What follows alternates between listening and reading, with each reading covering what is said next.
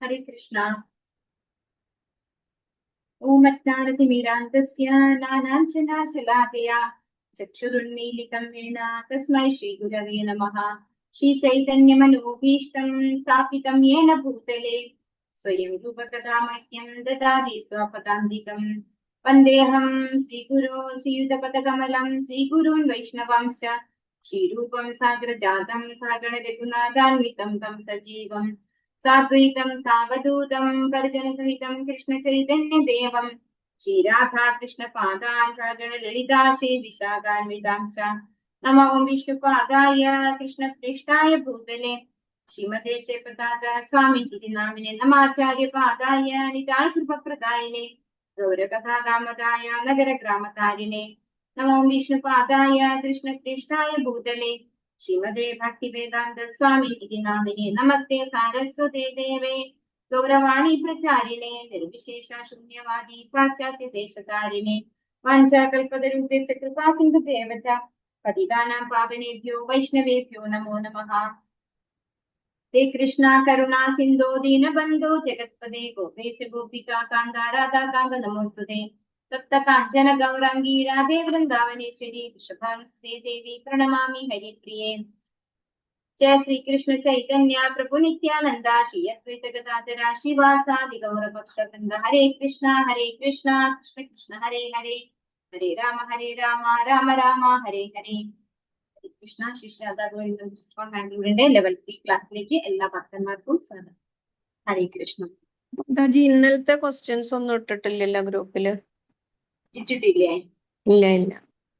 ഞാൻ പറയാം മാതാജി, എന്റെ അടുത്ത് ഇല്ല, ക്വസ്റ്റ്യൻസ് ഇല്ല. ഇതിനകത്ത് എനിക്ക് അറിയില്ല എങ്ങനെയാ എടുക്കാന്ന്. അതെ, റെക്കോർഡ് ക്ലാസ്സും ഇല്ല മാതാജി. റെക്കോർഡ് ക്ലാസ് ലൈവ് ഇട്ടിട്ടില്ല മാതാജി. ഹരേ കൃഷ്ണ. രതി മാതാജി ഇന്നലത്തെ ഞാൻ ഇട്ടില്ല. ഷംന മാതാജി ഇടുമെന്ന് വിചാരിച്ചു. ഷംന മാതാജി കേറിയില്ലായിരുന്നല്ലോ. മാതാജിയെ ഞാനിപ്പോ വിളിച്ച് ലിങ്കും ഒക്കെ വാങ്ങിയിട്ടുണ്ട്. ഞാൻ അറ്റൻഡൻസ് ലിങ്കും ഒക്കെ വാങ്ങിയിട്ടുണ്ട്. ഞാൻ ലൈവ് ഇട്ടോളാം. ശരി. ഇന്നലത്തേതും കൂടി ഇടുവോ? ഇന്നലത്തെ ഇടാൻ പറ്റുമോ മാതാജി? ഇല്ലെങ്കിൽ മണിഭൂഷിത മാതാജിയോട് പറഞ്ഞ മാതാജി എടുത്തു തരും. ആണോ? ഓക്കെ ശരി. ഇതപ്പോ നൂലിട്ട് കിട്ടാൻ പറ്റില്ലേ? ക്ലാസ് മനസ്സിലാവുന്നില്ലേ? എടുക്കുന്ന മനസ്സിലാവുന്നില്ലേ? ഹരേ കൃഷ്ണ. മനസ്സിലാവുന്നുണ്ട്.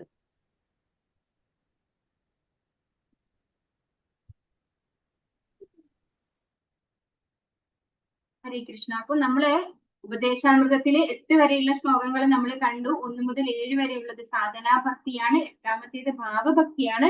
9, 10, 11 ശ്ലോകങ്ങള് പ്രേമഭക്തിയാണ് എന്ന് പറഞ്ഞു അല്ലെ? പ്രേമഭക്തിയാണ്. ഇതിനകത്ത് നിന്ന് നമുക്ക് മനസ്സിലാക്കാനുള്ളത്, നമ്മൾ ആ പ്രേമഭക്തിയുടെ ആ ഒരു സ്റ്റേജിലേക്കാണത് ഈ ഒരു ഉപദേശം, ഈ 3 ഉപദേശങ്ങൾ പോകുന്നത്. അപ്പൊ ഇന്ന് ഞാൻ 9, 10, 11 ശ്ലോകങ്ങൾ കവർ ചെയ്യണം എന്നാണ് വിചാരിക്കുന്നത്. കാരണം അത് ചെറിയ ചെറിയ ശ്ലോകങ്ങളാണ്.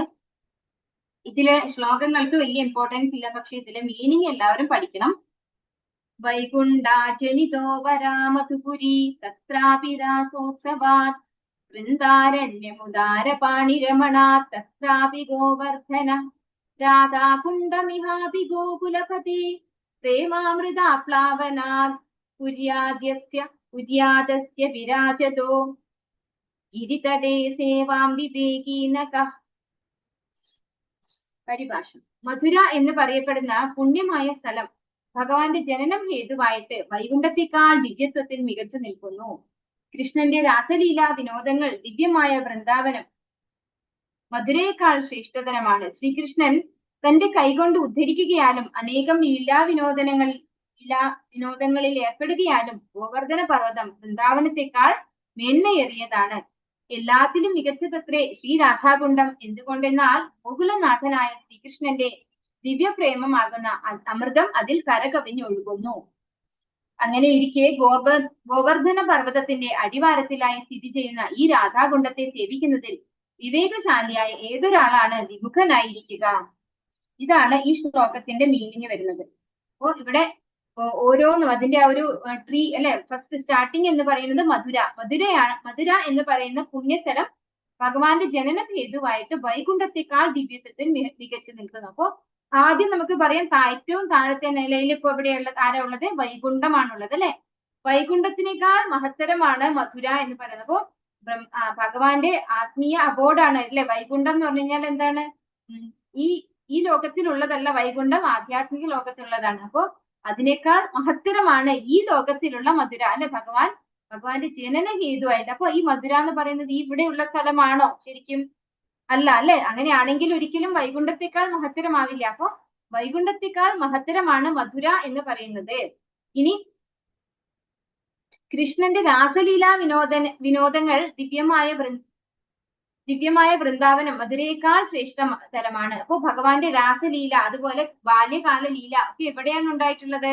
വൃന്ദാവനത്തിലാണ്. അപ്പോ വൈകുണ്ഠം ഏറ്റവും താഴെയാണ്, അതിന്റെയും മേലെ മധുര എന്ന സ്ഥലം വരുന്നു. ഇനി അതിന്റെയും മേലെയാണ് ഏത് സ്ഥലത്തിനുള്ള പ്രാധാന്യം? വൃന്ദാവനത്തിനുള്ള പ്രാധാന്യം. കാരണം ഭഗവാന്റെ ബാല്യകാല ലീലകളും രാസലീലയും ഒക്കെ നടന്നിട്ടുള്ളത് വൃന്ദാവനത്തിലാണ്. ശ്രീകൃഷ്ണൻ തന്റെ കൈകൊണ്ട് ഉദ്ധരിക്കുകയാലും അനേകം വിനോദങ്ങളിൽ ഏർപ്പെടുകയാലും ഗോവർദ്ധന പർവ്വതം വൃന്ദാവനത്തെക്കാൾ മേന്മയേറിയതാണ്. അപ്പോ വൃന്ദാവനത്തിൽ ചെന്ന് കഴിഞ്ഞാൽ നമ്മൾ ഗോവർദ്ധന പരിക്രമം മസ്റ്റ് ആയിട്ട് ചെയ്യണം അല്ലെ. വൃന്ദാവനത്തിനേക്കാൾ മഹത്തരമായിട്ട് ഗോവർദ്ധനം പറയുന്നു. അതിന് 2 കാരണമാണ്. ഒന്ന്, ഭഗവാൻ തന്റെ കൈകളിൽ ഉയർത്തിയിട്ടുണ്ട് ഗോവർദ്ധനം എന്നതും. രണ്ടാമത്തേത്, ഭഗവാൻ വൃന്ദാവനത്തിൽ ഉണ്ടായിരുന്നപ്പോ മുഴുവൻ ലീലകളും ആടിയിട്ടുള്ളത് എവിടെയാണ്? ഈ ഗോവർദ്ധനഗിരിയിലാണ് അല്ലെ. സദാ ആ ഗോവർദ്ധനഗിരിയിലാണ് ഭഗവാൻ തന്റെ ഗോക്കളെയും മേയിച്ചുകൊണ്ട് നടന്നത്. ആ പശുക്കളൊക്കെ മേഞ്ഞു നടന്നത് ആ ഗോവർദ്ധന പർവ്വതത്തിന് മുകളിലാണ്. അപ്പോ അതുകൊണ്ട് തന്നെ വൃന്ദാവനത്തേക്കാൾ മേന്മയേറിയതാണ് ഗോവർദ്ധനം എന്ന് പറയുന്നു. എല്ലാത്തിലും മികച്ചതത്രേ ശ്രീ രാധാകുണ്ഡം. അപ്പോ ഗോവർദ്ധനത്തെക്കാൾ മികച്ചതാണ് രാധാകുണ്ഡം. എന്തുകൊണ്ടെന്നാൽ ഗോകുലനാഥനായ ശ്രീകൃഷ്ണന്റെ ദിവ്യപ്രേമമാകുന്ന അമൃതം അതിൽ കരകവിഞ്ഞൊഴുകുന്നു. അപ്പോ ഭഗവാന് രാധാറാണിയോടുള്ള ആ പ്രേമം അല്ലെ, രാധാറാണി എന്ന് പറയുന്നത് ഭഗവാന്റെ ഏറ്റവും ഉയർന്ന ഭക്തിയാണ് അല്ലെ. ഭഗവാൻ മാത്രമേ രാധാറാണിക്ക് എപ്പോഴും എവിടെയും കാണാൻ പറ്റുന്നത് ഭഗവാനെയാണ്. അപ്പൊ അങ്ങനെയുള്ള രാധാകുണ്ഡം, രാധാറാണിയുടെ കുണ്ഡമായ സ്നാനസ്ഥലമായ രാധാകുണ്ഡം ഭഗവാനെ അത്രയും പ്രിയപ്പെട്ടതാണ്. ഭഗവാന്റെ ദിവ്യപ്രേമമാകുന്ന അമൃതം അതിൽ കരകവിഞ്ഞൊഴുകുന്നു എന്ന് പറയുന്നു.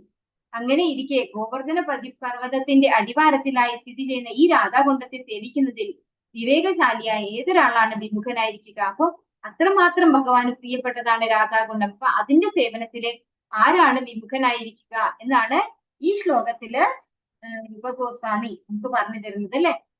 ഭാവാർത്ഥം: ആത്മീയ ലോകത്തിന് ഭൗതിക ലോകത്തിനേക്കാളും മേന്മയുണ്ടെന്നാലും ഭഗവാൻ മധുരയിൽ ജനിച്ചതുകൊണ്ട് മധുര ആത്മീയ ലോകത്തെക്കാൾ ശ്രേഷ്ഠമായി കണക്കാക്കപ്പെടുന്നു. അപ്പോ ശരിക്കും പറഞ്ഞു കഴിഞ്ഞാല് ആത്മീയ ലോകമൊക്കെ ശ്രേഷ്ഠതരമാണ് അല്ലെ. വളരെ വളരെ ഉയർന്ന നിലയിൽ നമ്മൾ ഈ ഒരു ഭൗതിക ലോകത്തിലെ ഒരു രീതിയല്ല. വൈകുണ്ഠം എന്ന് പറഞ്ഞു കഴിഞ്ഞാൽ എന്താണ്? ഭഗവാൻ പറയുന്നുണ്ട്, ഭഗവാന്റെ ധാമത്തിലേക്ക് വന്നു കഴിഞ്ഞാൽ പിന്നെ ആർക്കും തിരിച്ചു വരണ്ട. എന്താണ്? ഭഗവാന്റെ ധാമത്തിലേക്ക് വന്നു കഴിഞ്ഞാൽ ആർക്കും ഇങ്ങോട്ടേക്ക് തിരിച്ചു വരേണ്ട ആവശ്യമില്ല. ഗത്വാന നിവർത്തന്റെ തദ്ധാമ പരമമ്മ. ഭഗവാന്റെ ധാമത്തിലേക്ക് പോയി കഴിഞ്ഞാൽ തിരിച്ചു വരേണ്ടതില്ല എന്ന് പറയുന്നുണ്ട്. അപ്പൊ അങ്ങനെ ഒരു സ്ഥലമാണ് വൈകുണ്ഠം. പക്ഷെ അതിലും മഹനീയമാണ് മധുര എന്നാണ് പറയുന്നത്. ഭഗവാന്റെ ജനനഹേതു ആകയാൽ, ജനിച്ച സ്ഥലമായകയാൽ മധുര വളരെ ശ്രേഷ്ഠതരമായി കണക്കാക്കുന്നു. വൃന്ദാവനം ഭഗവാന്റെ ലീലാവിനോദനങ്ങൾ പ്രസിദ്ധമായതുകൊണ്ട് മധുരയേക്കാൾ യോഗ്യത കൂടിയതാണ്. ഓ വൃന്ദാവനത്തിലാണ് ഭഗവാന്റെ ബാല്യകാല ലീലയും അതുപോലെ രാസലീല അങ്ങനെയുള്ള ഇതൊക്കെ വൃന്ദാവനത്തിലായിരുന്നു. അതുകൊണ്ട് ആ സ്ഥലം മധുരയേക്കാൾ പ്രിയമേറിയതാണ്, അതായത് മുന്നിൽ നിൽക്കുന്നു. വൃന്ദാവനത്തിനേക്കാൾ മികച്ചതാണ് ഗോവർദ്ധനം. കാരണം ഇന്ദ്രന്റെ കഠിന വർഷപാതകളിൽ നിന്ന് ഗോകുല നിവാസികളെയും സുഹൃത്തുക്കളായ ഗോപികാഗോപന്മാരെയും രക്ഷിക്കുന്നതിനായി കൃഷ്ണൻ പർവ്വതത്തെ ഒരു കുട പോലെ ഉപയോഗിച്ചു. അപ്പോ ഗോവർദ്ധന ലീല അല്ലെ, ഗോവർദ്ധന ഉദ്ധാരണ ലീല ഭഗവാൻ ചെയ്തിട്ടുണ്ടായിരുന്നു. ദേവേന്ദ്രൻ ഒരുപാട് മഴ വർഷിച്ചപ്പോ എല്ലാ ഗോകുലവാസികളെയും സംരക്ഷിക്കാനായിട്ട്. അപ്പോ അങ്ങനെ ഭഗവാന്റെ ഗോവർദ്ധന ഉദ്ധാരണ ലീലയും അതുപോലെ തന്നെ പിന്നെ ഭഗവാൻ ഗോപന്മാരെയൊക്കെ കൂട്ടി പശുക്കളെയൊക്കെ മേയിച്ചു നടന്നതും ഗോവർദ്ധനത്തിലാണ്. അപ്പോ അതുകൊണ്ട് വൃന്ദാവനത്തെക്കാൾ മഹത്തരമായിട്ട് ഗോവർദ്ധനം കണക്കാക്കുന്നു. കൃഷ്ണൻ കാലി മേച്ച് നടന്നതും തന്റെ പ്രിയതമയായ രാധാറാണിയെ പ്രതീക്ഷിച്ചു കൊണ്ടിരുന്നതും അവിടെയാണ്. അപ്പോ ഇതും ഗോവർദ്ധനത്തിൽ നടന്ന ലീലയാണ്. അതായത് രാധാറാണിയും ഭഗവാനുമായിട്ടുള്ള ലീലകളും ഭഗവാൻ കാലികളെ മേയിച്ച് നടന്നതും ഗോവർദ്ധനത്തിലാണ്.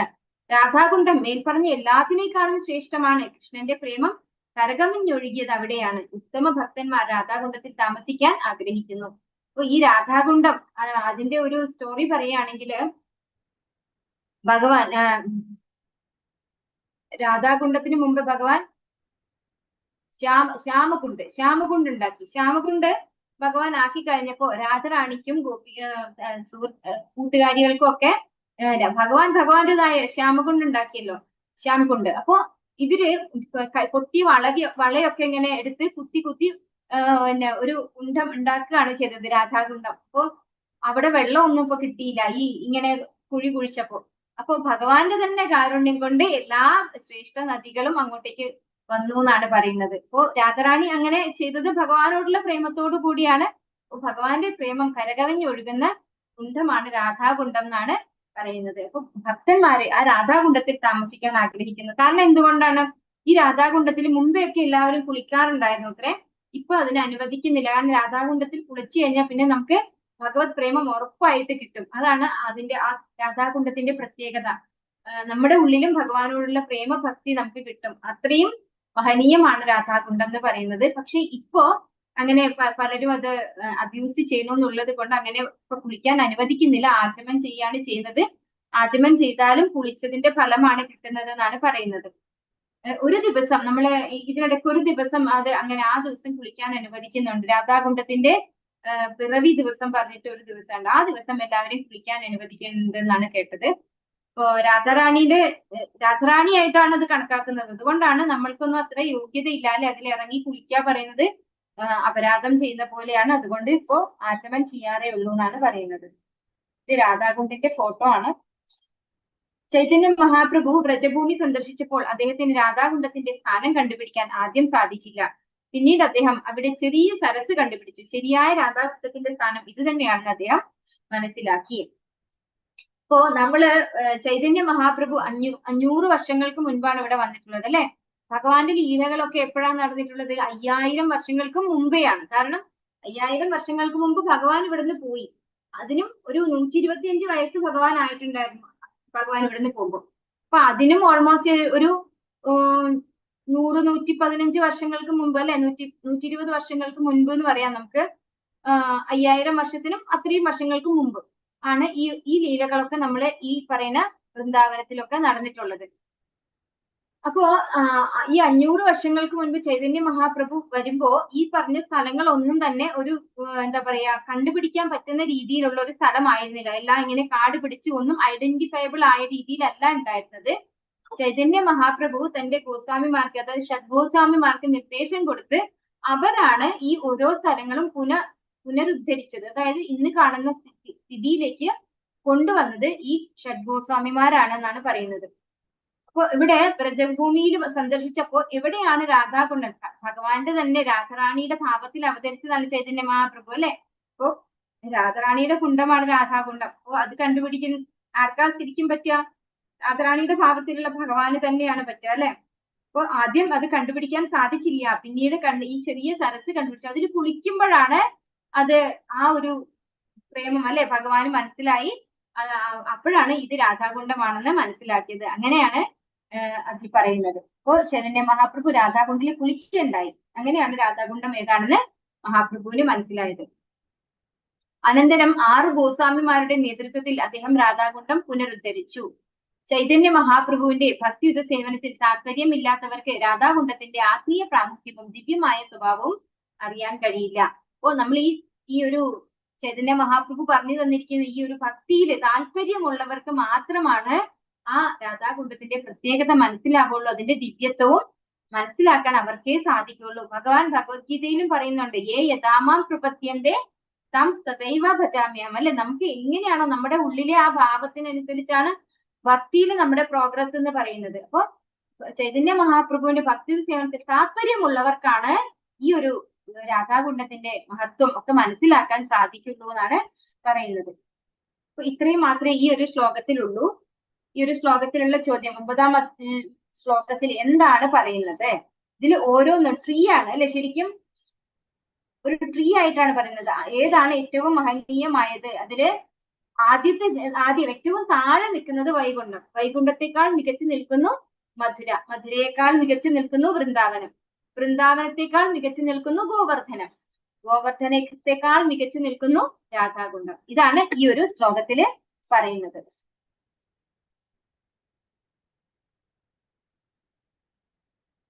ഗോവർദ്ധന പർവ്വതം മികച്ചതാകാൻ കാരണം എന്താണ്? ഹരേ കൃഷ്ണ. ക്ലാസ് കേട്ട എല്ലാരും ഉറങ്ങിയോ? ആരും ഇല്ലേ ഇവിടെ? ഉണ്ട് മാതാജി. ഉണ്ട് മാതാജി, എല്ലാരും ഉണ്ട്.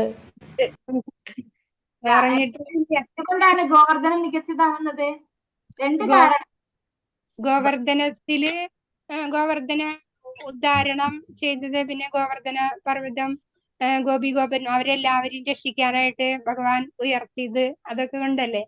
അതെ, ഗോവർദ്ധന ലീല, ഗോവർദ്ധന ഉദ്ധാരണ ലീല ഒന്ന്. രണ്ടാമത്തെ കാരണം എന്തുകൊണ്ടാണ്? ഇന്ദ്രന്റെ അത് കാരണല്ലേ? അതെ, അത് തന്നെയല്ലേ ഗോവർദ്ധന ലീല. രണ്ടാമത്തെ കാരണം ഈ പശുക്കളെയൊക്കെ മേയിച്ച് നടന്ന ഈ ഭഗവാനും ബലരാമനും ഗോപന്മാരും ഒക്കെ എപ്പോഴും നടന്നുകൊണ്ടിരുന്നത് എവിടെയാണ്? ഗോവർദ്ധനാണ്. അപ്പൊ രാധാറാണിയായിട്ട് മീറ്റ് ചെയ്യുന്നതും ഒക്കെ ഗോവർദ്ധനത്തിന്റെ മുകളിലാണെന്നാണ് പറയുന്നത്. അപ്പൊ അതുകൊണ്ടും കൂടി ഗോവർദ്ധനം മികച്ചതാണെന്ന് പറയുന്നു. ഇനി രാധാകുണ്ഡം എന്തുകൊണ്ടാണ് ശ്രേഷ്ഠമായെന്ന് പറയുന്നത്? ഭഗവാന്റെ ദിവ്യപ്രേമം അല്ലെ? ദിവ്യപ്രേമം കരകവിഞ്ഞൊഴുകുന്ന സ്ഥലമാണ് രാധാകുണ്ഡം എന്ന് പറയുന്നത്. ഭഗവാന്റെ രാധാറാണിക്ക് ഏറ്റവും പ്രിയപ്പെട്ട കുണ്ഡമാണ് രാധാകുണ്ഡം. അങ്ങനെയുള്ള രാധാകുണ്ഡം ഭഗവാന്റെ ദിവ്യപ്രേമം കരകഴിഞ്ഞ് ഒഴുകുന്നു എന്നാണ് പറഞ്ഞത്. അപ്പൊ അതുകൊണ്ട് അത് പ്രിയപ്പെട്ടതാണ്, ഏറ്റവും ശ്രേഷ്ഠമാണ്. വൃന്ദാവനത്തിൽ ഭഗവാന്റെ ലീലയുമായി ബന്ധപ്പെട്ട വിവിധ വനങ്ങളുടെ പേരുകൾ അത് പുസ്തകത്തിൽ തന്നെ ഉള്ളൂ. അത് ഇതിൽ പറഞ്ഞിട്ടില്ലല്ലോ. കുറെ വനങ്ങളുടെ പേര് ഇതിനകത്ത് പറയുന്നുണ്ട് കേട്ടോ. താലവനം, മധുവനം, ബഹുലവനം. അതെ, അതങ്ങനെ കുറെ വനങ്ങളുടെ പേര് ഇതിൽ പറയുന്നു. ഞാൻ പറഞ്ഞു തരാം. ശ്രേഷ്ഠതരമായി പരിഗണിക്കപ്പെടുന്നു. എന്നാൽ താലവനം, മധുവനം, ബഹുലവനം തുടങ്ങിയ 12 വനങ്ങൾ അടങ്ങിയ വൃന്ദാവന അന്തരം ഭഗവാന്റെ ലീലാ വിനോദങ്ങൾക്ക് പ്രസിദ്ധമാകയാൽ മധുരയേക്കാൾ യോഗ്യത കൂടിയതാണ്. അതായത് വൃന്ദാവനത്തില് 12 തരം വനങ്ങൾ ഉണ്ടെന്ന് പറയുന്നു. അതില് 3 വനങ്ങളാണ് ഇവിടെ പറഞ്ഞിരിക്കുന്നത്: താലവനം, മധുവനം, ബഹുലവനം. അങ്ങനെ 12 വനങ്ങളുണ്ട് വൃന്ദാവനത്തില്. ആത്മീയ സ്ഥലങ്ങളുമായി സ്ഥലങ്ങളുടെ ശ്രേണി പട്ടികപ്പെടുത്തുക. അത് നമ്മൾ ഈ പറഞ്ഞ പോലെ ആദ്യം വൈകുണ്ഠം, അതിലും മികച്ചതാണ് മധുര, മധുരയേക്കാൾ മികച്ചതാണ് വൃന്ദാവനം, വൃന്ദാവനത്തെക്കാൾ മികച്ചതാണ് ഗോവർദ്ധനം, ഗോവർദ്ധനത്തെക്കാൾ മികച്ചതാണ് രാധാകുണ്ഡം. രൂപഗോസ്വാമി രാധാകുണ്ഡത്തിന് കൂടുതൽ പ്രാധാന്യം നൽകിയത് എന്തുകൊണ്ടാണ്? ചൈതന്യ മഹാപ്രഭു അത് കണ്ടുപിടിക്കാൻ ഒരുപാട് ബുദ്ധിമുട്ടിയിട്ടുണ്ടായിരുന്നു. മാത്രമല്ല അത് ഭഗവാന്റെ ദിവ്യപ്രേമം അല്ലെ? ദിവ്യപ്രേമം അവിടെ കരകവിഞ്ഞൊഴുകുന്നുണ്ട്. അത് ഈ പുസ്തകത്തില് ഉണ്ട്. ശ്രീ രൂപഗോസ്വാമി രാധാകുണ്ഡത്തിന് വളരെയധികം പ്രാധാന്യം നൽകിയിരിക്കുന്നു. എന്തുകൊണ്ടെന്നാൽ അത് കണ്ടുപിടിക്കുന്നതിന് ചൈതന്യ മഹാപ്രഭു അത്രമാത്രം അഭിലാഷം പ്രകടിപ്പിച്ചിരുന്നു. അപ്പൊ അത് കണ്ടുപിടിക്കാൻ കുറച്ച് ബുദ്ധിമുട്ടിയിട്ടുണ്ടായിരുന്നു. അത്രമാത്രം ആഗ്രഹം ഉണ്ടായിരുന്നു. രാധാകൃഷ്ണന്റെ ശരിയായ സ്ഥാനം അന്വേഷിക്കുകയായിരുന്നു ശ്രീ ചൈതന്യ മഹാപ്രഭു എന്ന് ഇതിൽ നിന്ന് മനസ്സിലാകുന്നു. അവസാനം അദ്ദേഹം അത് കണ്ടുപിടിച്ചു. അവിടെ ഒരു ചെറിയ സരസ് ഉണ്ടായിരുന്നു. അദ്ദേഹം ആ ചെറിയ സരസിൽ കുളിക്കുകയും ശരിയായ രാധാകുണ്ഡത്തിന്റെ സ്ഥാനം ഇത് തന്നെയാണെന്ന് തന്റെ ഭക്തന്മാരോട് പറയുകയും ചെയ്തു. അതായത് ആ ഒരു സരസിൽ ഒരു ചെറിയ ഒരു സരസ് കണ്ടുപിടിച്ച് അതിൽ കുളിച്ചു ചൈതന്യ മഹാപ്രഭു. അപ്പോഴാണ് ഇത് രാധാകുണ്ഡമാണെന്ന് മഹാപ്രഭുവിന് മനസ്സിലായത്. അപ്പൊ അങ്ങനെ അതിനൊരുപാട് ഇമ്പോർട്ടൻസ് ആര് കൊടുത്തിട്ടുണ്ടായിരുന്നു? ചൈതന്യ മഹാപ്രഭു കൊടുത്തിട്ടുണ്ടായിരുന്നു. അതുകൊണ്ടാണ് രൂപഗോസ്വാമി ആ ഒരു രാധാകുണ്ഡത്തിന് കൂടുതൽ പ്രാധാന്യം നൽകുന്നത് എന്ന് ഇവിടെ പറഞ്ഞു. ഹരേ കൃഷ്ണ. അടുത്ത ശ്ലോകം നോക്കാം നമുക്ക്. ധർമ്മിഭ്യ പരിതോ ഹരേ പ്രിയതയാ വ്യക്തിമ്യയുത്നാനി നസ്തേഭ്യോ ജ്ഞാന വിമുക്ത ഭക്തി പരമാ പ്രേമൈക നിഷ്ഠാസ്തതഃ തേഭ്യസ്താ പശുപാല പങ്കജദൃശസ്താഭ്യോപി സാരാധികാ ശ്രേഷ്ഠാ തദ്വദീയം തദീർ സരസി താം നാശയേത് കസ്കൃതി. ഇത് ചൊല്ലാൻ കുറച്ച് ബുദ്ധിമുട്ടുള്ള ശ്ലോകങ്ങളാണ്. കുറച്ച് ബുദ്ധിമുട്ടുള്ള ശ്ലോകമാണ്. അതിന് ശ്ലോകത്തിനേക്കാളും അതിന്റെ മീനിങ്ങിന് പ്രാധാന്യം കൊടുക്കുക എല്ലാവരും. ഫലമുളവാക്കുന്ന കർമ്മങ്ങൾ നിരന്തരം ചെയ്തുകൊണ്ടിരിക്കുന്നവരെക്കാൾ പരമപുരുഷോത്തമനായ ഹരി കൂടുതൽ ഇഷ്ടപ്പെടുന്നത് ജീവിതത്തിന്റെ ഉന്നത മൂല്യങ്ങളെ കുറിച്ചുള്ള ജ്ഞാനം നേടിയവരെയാണ് എന്ന് ശാസ്ത്രത്തിൽ പറയുന്നുണ്ട്. ജ്ഞാനമാർഗത്തിൽ അങ്ങനെ മുന്നേറിയ അനേകം ജനങ്ങളിൽ ജ്ഞാനം കൊണ്ട് മോചനം ലഭിച്ച ഒരാൾ ഭക്തിയുത സേവനങ്ങളിൽ ഏർപ്പെട്ടു എന്ന് വരാം. അവൻ മുൻപറഞ്ഞ എല്ലാവരേക്കാൾ മികച്ചവനാണ്. എന്നാൽ കൃഷ്ണനിൽ വിശുദ്ധമായ പ്രേമം കൈവരിച്ചവൻ അവനേക്കാൾ ഉയർന്നവനാണ്. കൃഷ്ണനിൽ വിശുദ്ധ പ്രേമം സിദ്ധിച്ചവരിൽ വെച്ച് ദിവ്യ ഗോപപാലനായ കൃഷ്ണനെ സർവാത്മ ശരണം പ്രാപിച്ച ഗോപികമാർ മുന്നിട്ട് നിൽക്കുന്നു. എല്ലാ ഗോപികളിലും വെച്ച് കൃഷ്ണന് ഏറ്റവും പ്രിയപ്പെട്ടവളാണ് ശ്രീമതി രാധാറാണി. അത്രയും പ്രിയപ്പെട്ട ആ രാധാറാണിയെ പോലെ തന്നെ അവളുടെ സരസ് രാധാകുണ്ഡം പ്രിയപ്പെട്ടിരിക്കുന്നു. അങ്ങനെ ഇരിക്കെ ആ രാധാകുണ്ഡത്തിൽ താമസിച്ച് ആനന്ദ ഉന്മാദം ഉളവാക്കുന്ന അപരാകൃത ഭക്തിഭാവങ്ങളിൽ നിർഭരമായ ആത്മീയ ശരീരത്തോടു കൂടി ദമ്പതികളായ ശ്രീ രാധാഗോവിന്ദന്മാരുടെ പ്രേമ സേവനത്തിൽ 8 തരത്തിലുള്ള ദൈനംദിന വിനോദങ്ങളാണ്.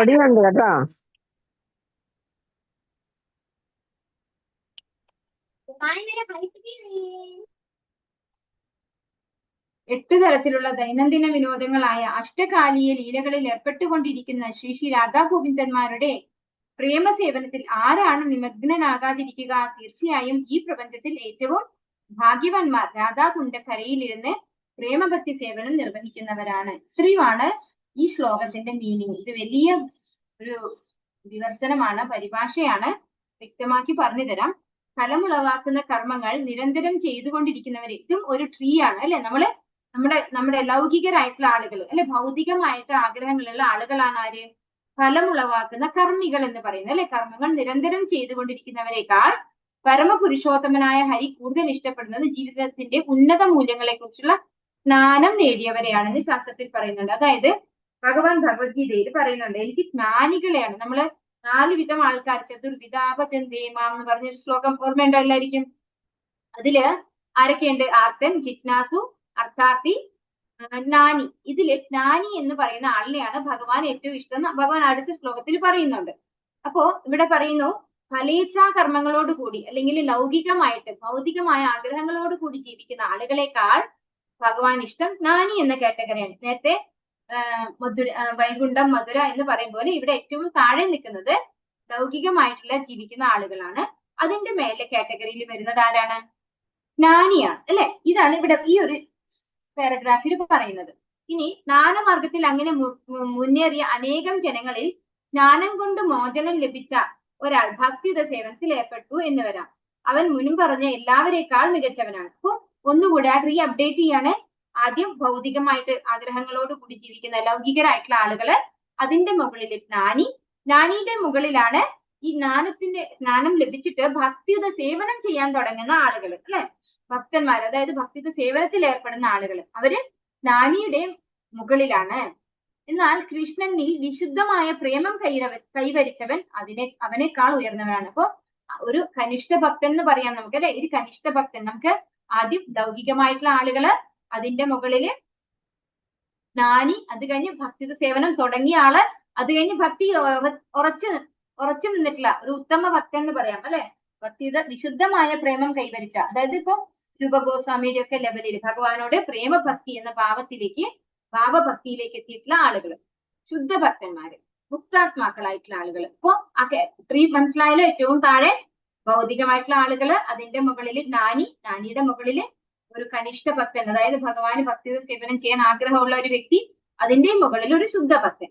ഇനി കൃഷ്ണനിൽ വിശുദ്ധ പ്രേമം സിദ്ധിച്ചവരിൽ വെച്ച് ദിവ്യ ഗോപബാലകനായ കൃഷ്ണനെ സർവാത്മന ശരണം പ്രാപിച്ച ഗോപികമാർ മുന്നിട്ട് നിൽക്കുന്നു. അപ്പോ അതിനു മേലെ, അതായത് ശുദ്ധഭക്തന്റെയും മേലെയാണ് ഗോപികമാർക്കുള്ള സ്ഥാനം. അപ്പൊ ഭഗവാനെ മാത്രം ആശ്രയിച്ച് അല്ലെ, തന്റെ എല്ലാം ഉപേക്ഷിച്ച് അവരവരുടേതായിട്ടുള്ള വീടും ഭർത്താക്കന്മാരെയും അതുപോലെ കുട്ടികളെയും എല്ലാം ഉപേക്ഷിച്ചാണ് ഗോപികമാര് ഭഗവാനെ ആശ്രയിച്ചത്. അപ്പോ ആ ഗോപികമാര് അതിലും മികച്ചവരായിട്ട് കാണുന്നു.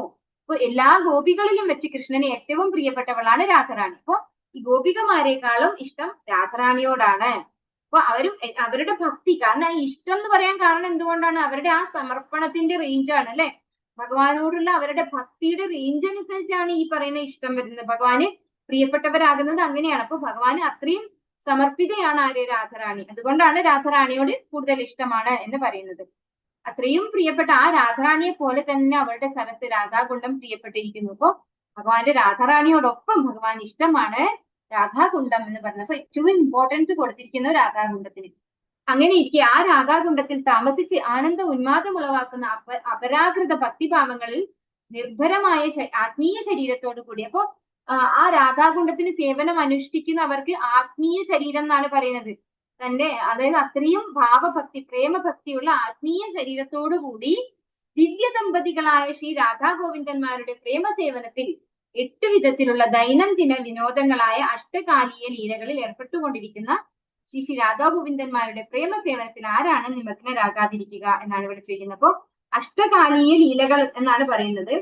ഇതിവിടെ എടുത്ത് പറഞ്ഞിട്ടുണ്ടോ എന്ന് ഞാനൊന്ന് നോക്കട്ടെ. ഹരേ കൃഷ്ണ മാതാജി. മാതാജി അറ്റൻഡൻസിലും കിട്ടിയിട്ടുണ്ടോ എന്ന് പറയണേ. അറ്റൻഡൻസ് ഇടാൻ. ഹരേ കൃഷ്ണ. എല്ലാവരും അറ്റൻഡൻസ് ലിങ്ക് ഇട്ടിട്ടുണ്ട്. എല്ലാവരും അറ്റൻഡൻസ് ഇടണേ.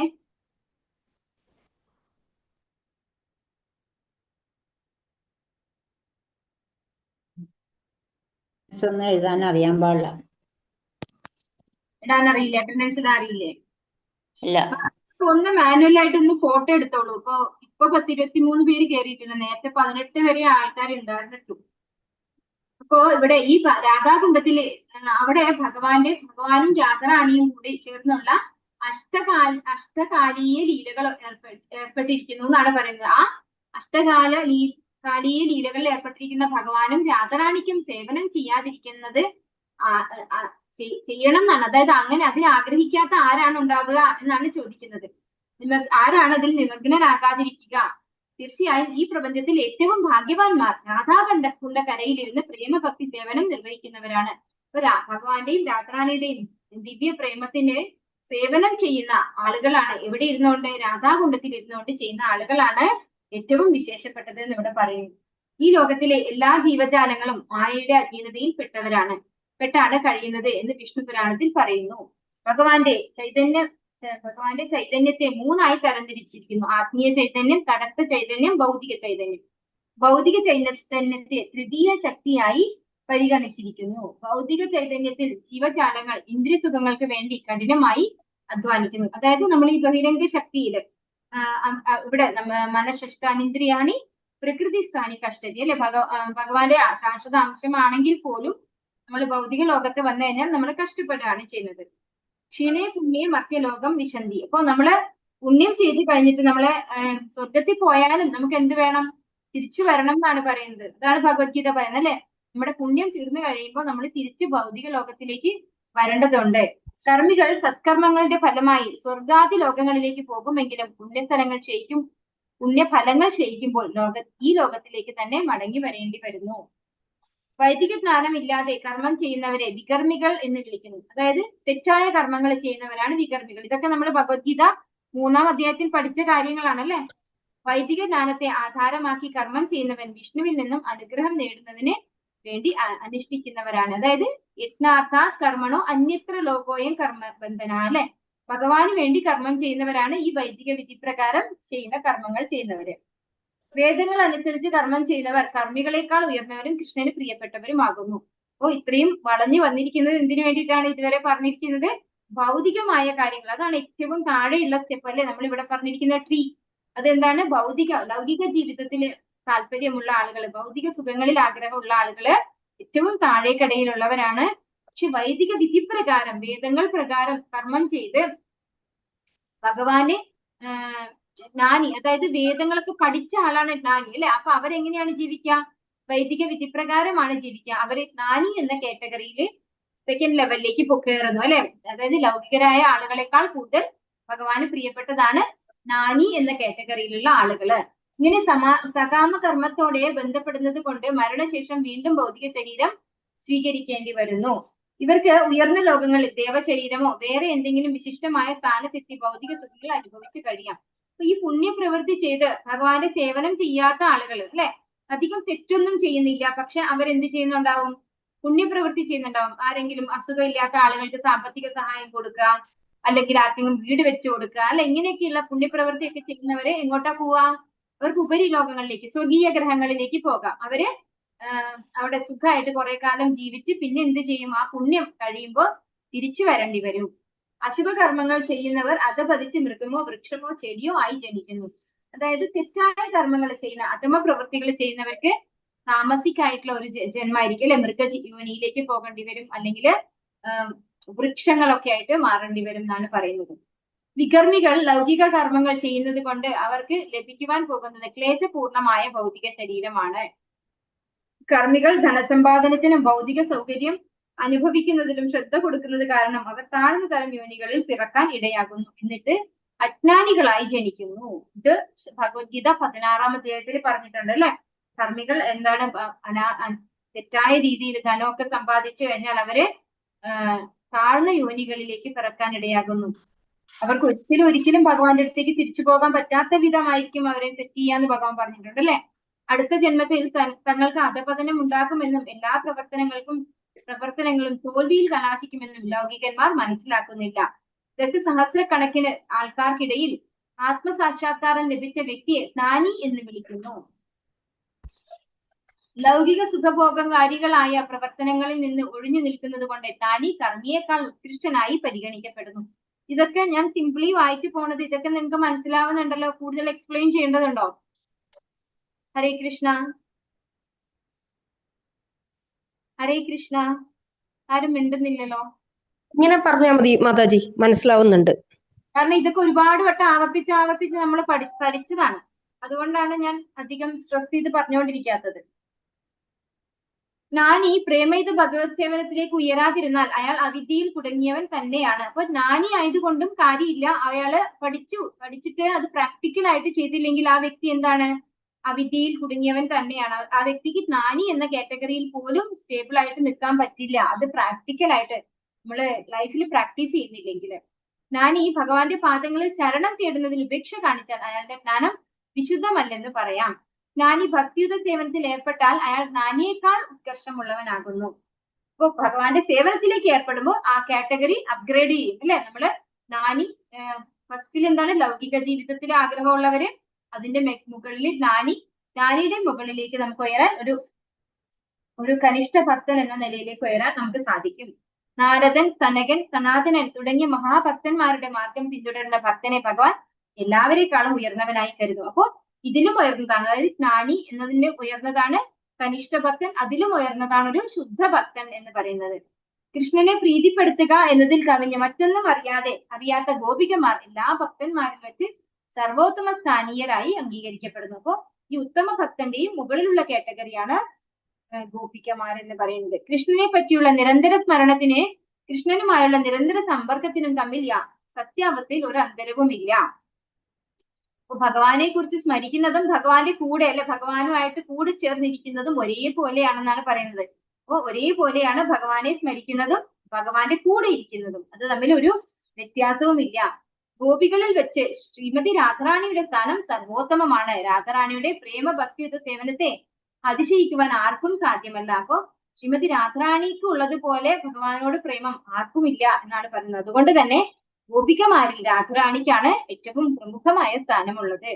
രാധാറാണിയും ഭാവം മനസ്സിലാക്കുവാൻ വേണ്ടി ശ്രീകൃഷ്ണ ഭഗവാൻ ശ്രീ ചൈതന്യ മഹാപ്രഭുവായി അവതരിച്ചു. ഭഗവാന് രാധാറാണി എപ്രകാരം പ്രിയപ്പെട്ടതാണോ അപ്രകാരം തന്നെ പ്രിയപ്പെട്ടതാണ് അവളുടെ സ്നാനസ്ഥാനമായ രാധാകുണ്ഡവും. അപ്പൊ ഭഗവാന് രാധാറാണിയോളം പ്രിയമാണ് രാധാകുണ്ഡം എന്നാണ് ഈ ശ്ലോകത്തില് പറയുന്നത്. ഹരേ കൃഷ്ണ കൃഷ്ണ കൃഷ്ണ ഹരേ ഹരേ, ഹരേ രാമ രാമ രാമ ഹരേ ഹരേ. അടുത്ത ശ്ലോകം വളരെ ചെറുതാണ്, അതും കൂടെ നമുക്ക് ഇന്ന് തന്നെ നോക്കാം.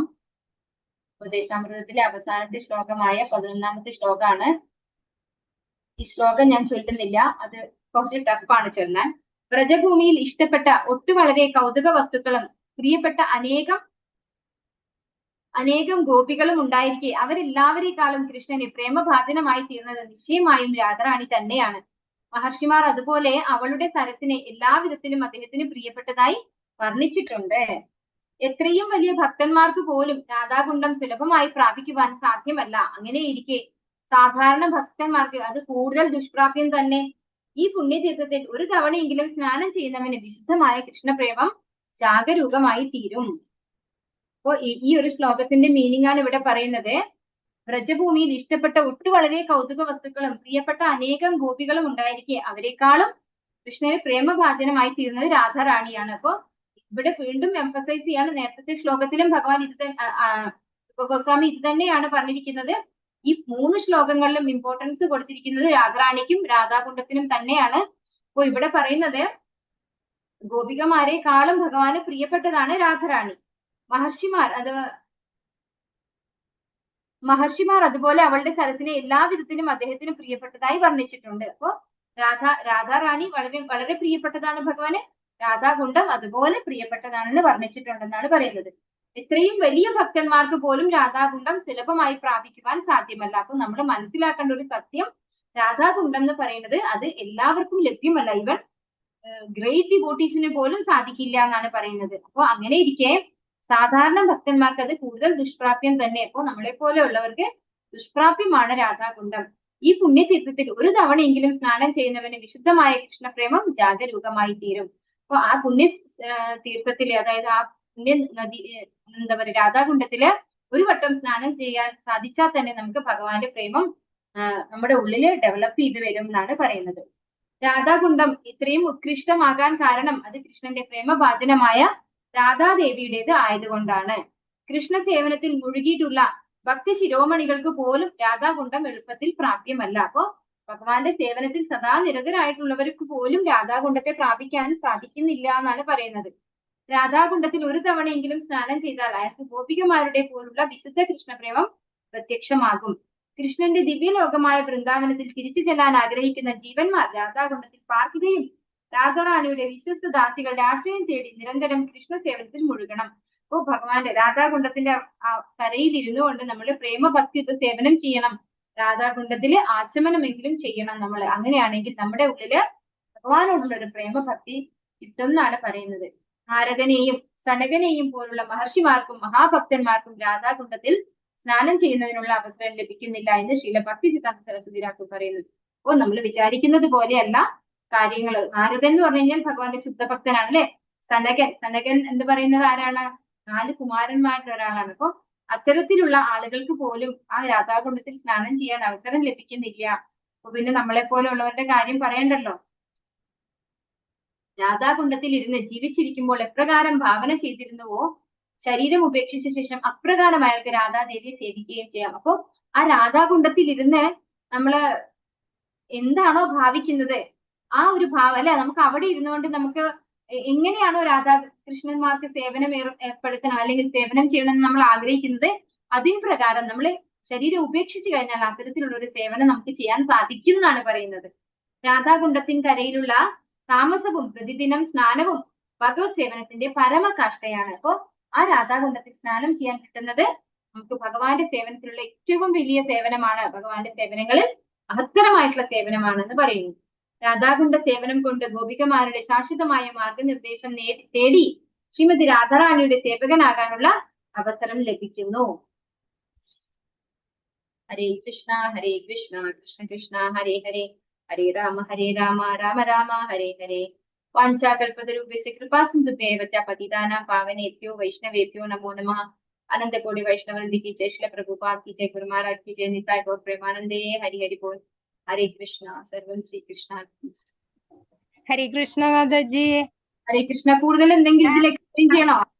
ഞങ്ങള് രാധാകുണ്ഡത്തില് ഗോപികമാര് അവിടെയുള്ള ഒരു